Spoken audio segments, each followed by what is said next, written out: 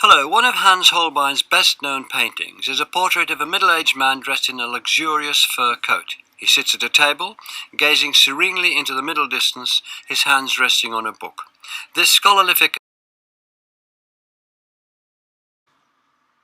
Hello, in 1954 construction work was taking place in Walbrook Street in the City of London following the Second World War. One day the builders made a surprising discovery, the remains of an ancient Roman building. Hello, the first practical calculating machine was invented in 1642 by the 19-year-old son of a tax inspector who wanted to find a way to make his father's job easier.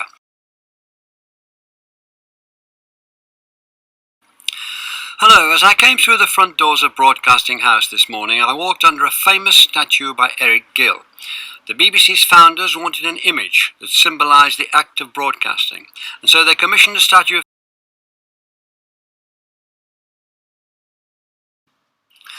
Hello, on the 7th of January 1692, a vast congregation filled the church of St. Martin in the Field for the funeral of one of the country's most celebrated thinkers. The Bishop of Salisbury, Gilbert Burnet, preached a sermon in which he praised the deceased for his constant looking into nature, and yet more constant study of religion, and a directing and improving of the one by the other.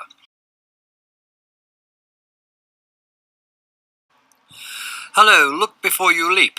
Slow but steady wins the race, pride comes before a fall. They are sayings that are so familiar they hardly seem worth a second thought.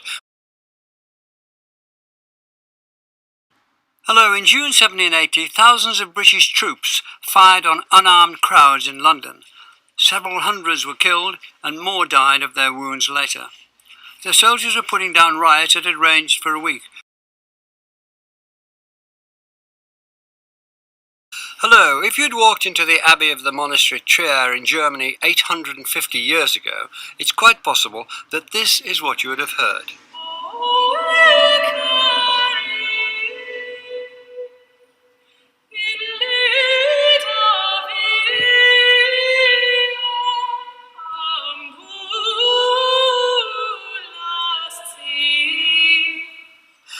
That is Oe Carré, a piece of sacred music.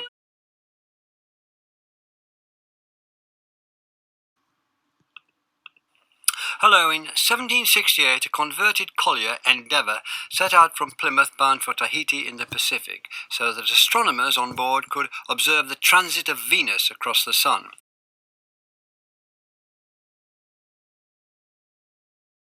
Hello, in the 1840s the Second Crusade was a spectacular failure for the Christians in the West, who had believed so firmly in their success. They lost ground in the Holy Land, and Jerusalem, the centre of their world, was threatened. Then came a report from the East that promised support.